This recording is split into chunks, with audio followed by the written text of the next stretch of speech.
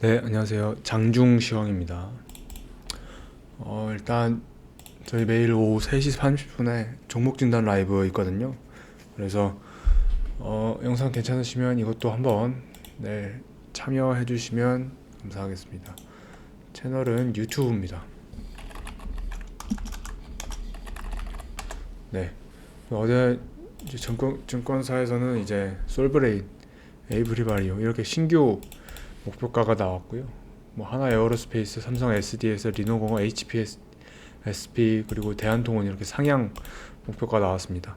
이제 아시겠지만 리노공업하고 HPSP는 이제 온디바이스 테마로 묶여 있는 주식이고 삼성은 이제 SDS는 클라우드 사업 위주로 해서 AI 쪽으로 있는 주식입니다.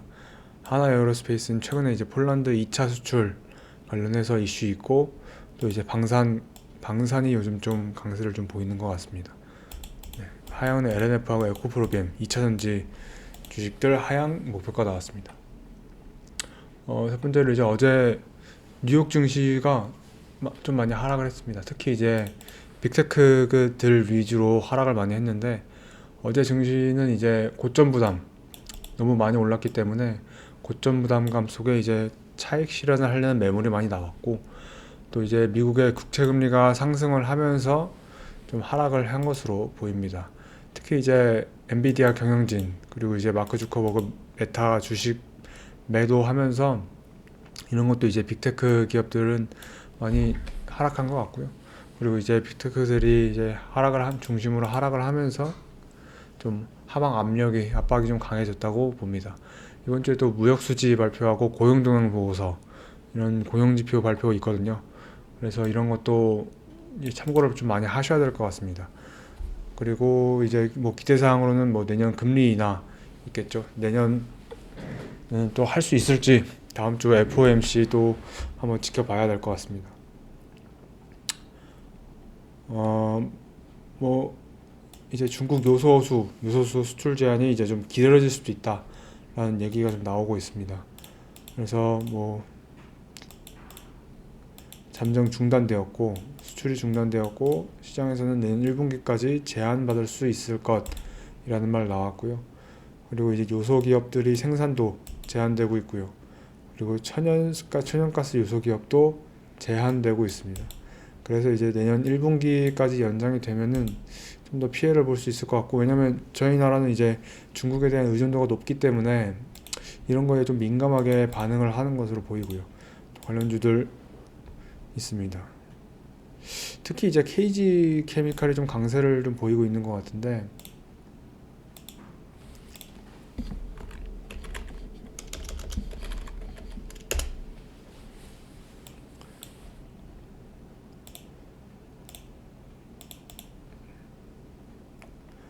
네, KG 케미칼 오늘 갭상승했다가 지금은 하락 중입니다.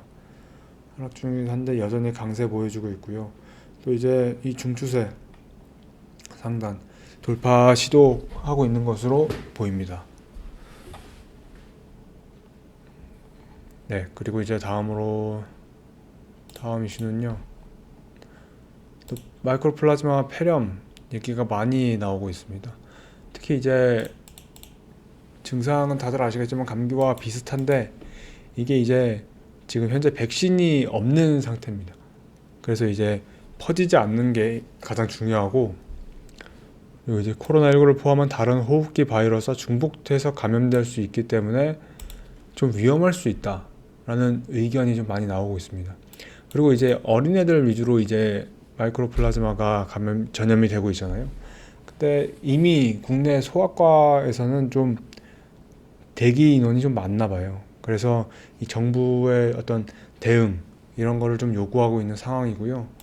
어쨌든 중국에서는 지금 병실이 부족한 상황이라고 여러분 알아두시면 좋을 것 같습니다. 계속 시장에서는 아마 계속 부각이 될 것 같아요, 이 부분은. 그래서 여러분들 또 이거 좀 많이 봐주시면 좋을 것 같습니다.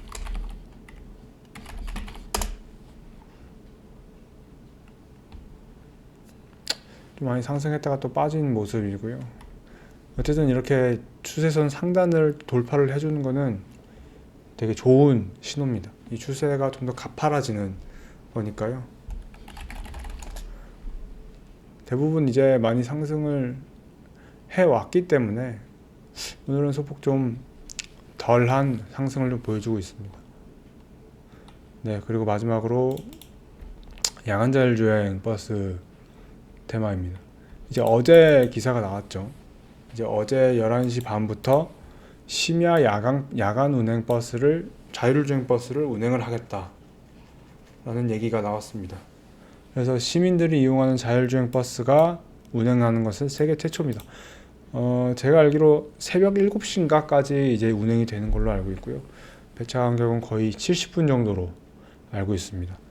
그래서 이제 합정, 홍대 입구역, 신촌역, 아현역 해서 쭉 가서 동대문역까지 버스 전용 차로로 9.8km 왕복 운행하는 거고요.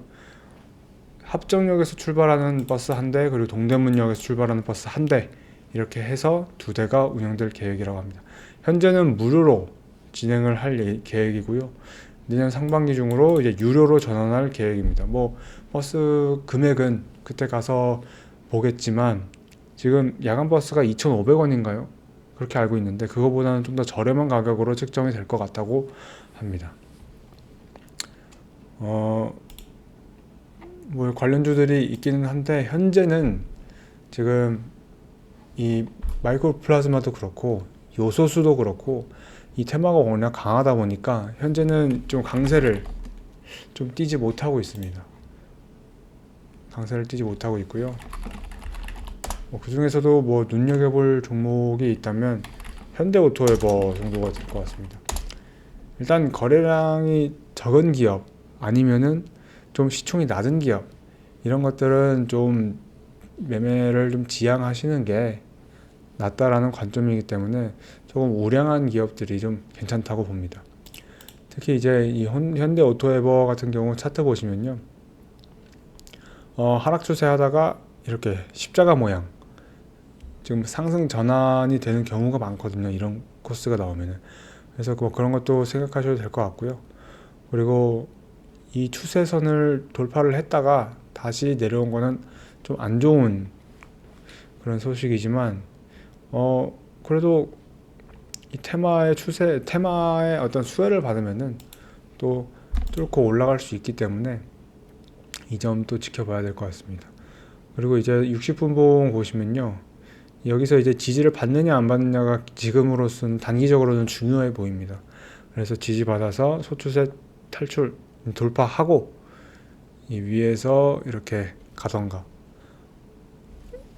그래서 여러분들 한번 또 종목 공부 또 해보시면 좋을 것 같고요.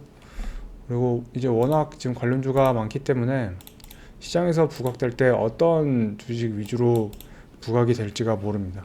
뭐 이런 팅크웨어나 아남전자 같이 좀 시총이 작은 기업들 같은 경우에는 이 변동성이 좀 클 것이고요. 현대오토웨버 같은 경우에는 변동성이 좀 작은 대신에 안정적으로 운영이 좀 되지 않을까 하는 생각이 좀 있습니다. 그래서 여러분들 매매는 이제 여러분들 공부 좀 하셔서 좀 성투하시길 바라고요. 네, 오늘 준비한 영상 여기까지입니다. 네, 시청해주셔서 감사합니다.